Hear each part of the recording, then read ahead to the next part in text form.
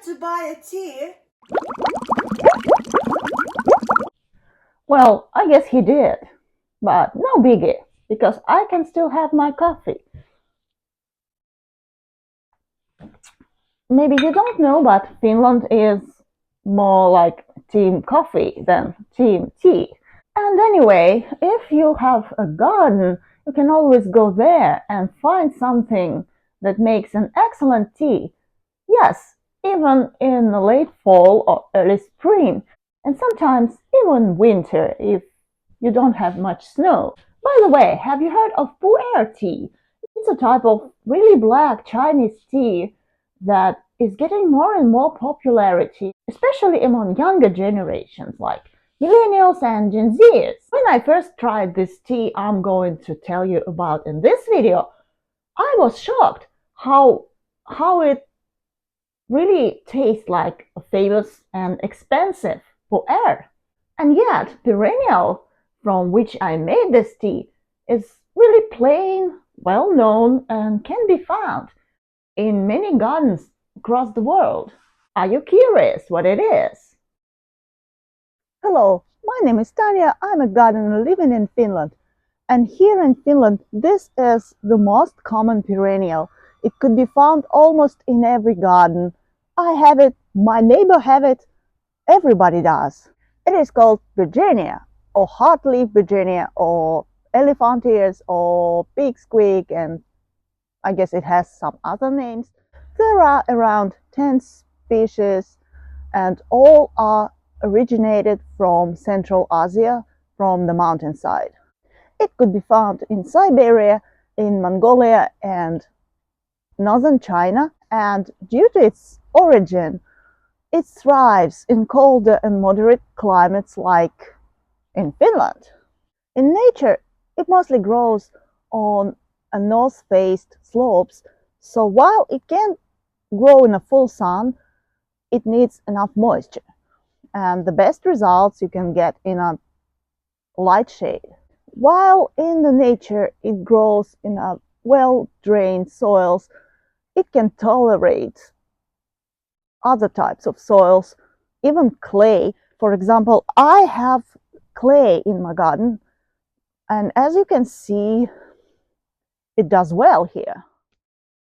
Native plants can survive winters with temperatures around -40 degrees Celsius, but cultivars that mostly found in the garden centers are hardy in zones 3 to 8. What is really good about this plant is, especially in the colder climates like here in Finland, that it stays green through the winter. We don't have much evergreens, especially perennials.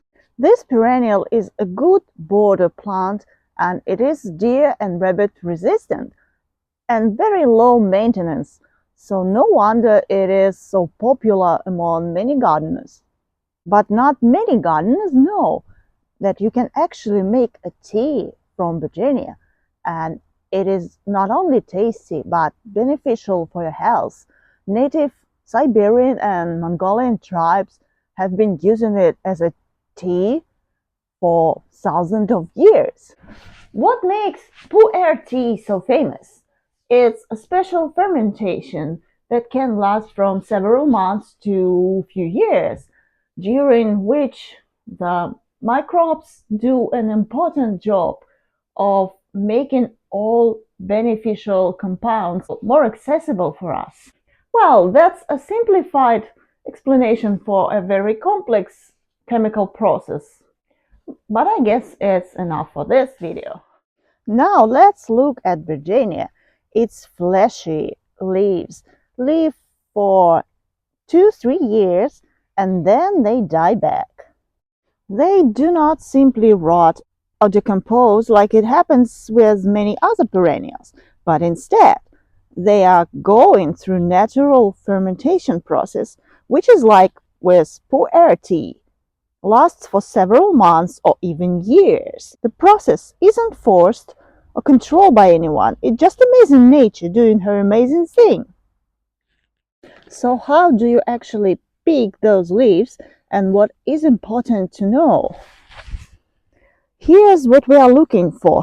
Really dark, ugly leaves that already look like they could make a black tea. Leaves that are fully fermented are easily separated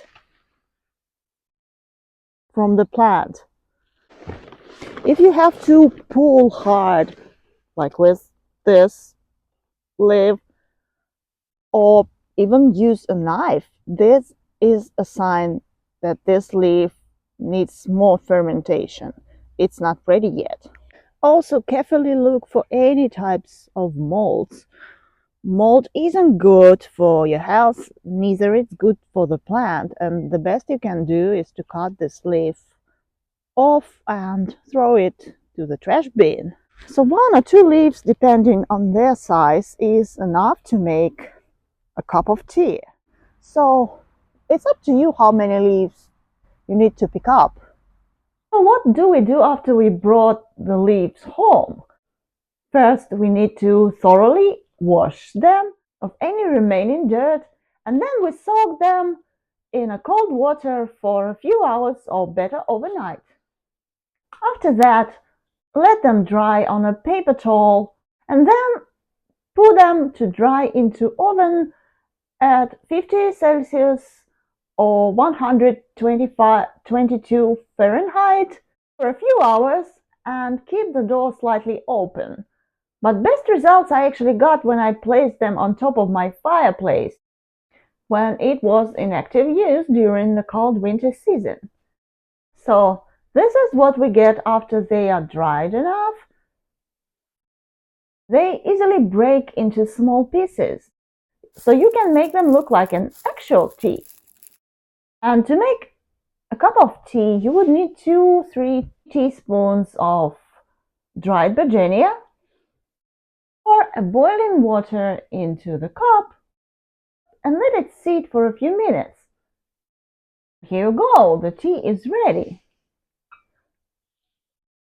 Well, I still have my coffee, but you can tell me in the comments, what do you think? Does it taste like Pu-erh or maybe not, to your opinion? Okay, so what about benefits? Why it is really so beneficial for health? Well, it wouldn't last for 1,000 years if it wasn't. But just like Pu-erh, Bergenia tea has anti-inflammatory properties. It really helps with weight control. Bergenia tea, or Mongolian tea, which is official name for this tea, strengthens blood vessels and nerves, which I guess makes it so popular among millennials and Gen Zers. They're quite nervous generation. Also, Bergenia helps with diarrhea and nausea and vomiting. But as usual, if you have some health problems like problem with blood clots, or maybe you're pregnant or diabetic, you shouldn't drink this tea, or at least you should consult with your therapist. And just like with any new products, you should be careful first time taking a really small amount of this tea to be sure you are not have any allergies. Any tea is better with a jam. And if you want to know how to make an apple jam almost without any effort, watch this video. I hope my Bergenia video was helpful and cognitive, and if it was, hit the like button to make it spread to more viewers. Thank you and see you next time on my channel.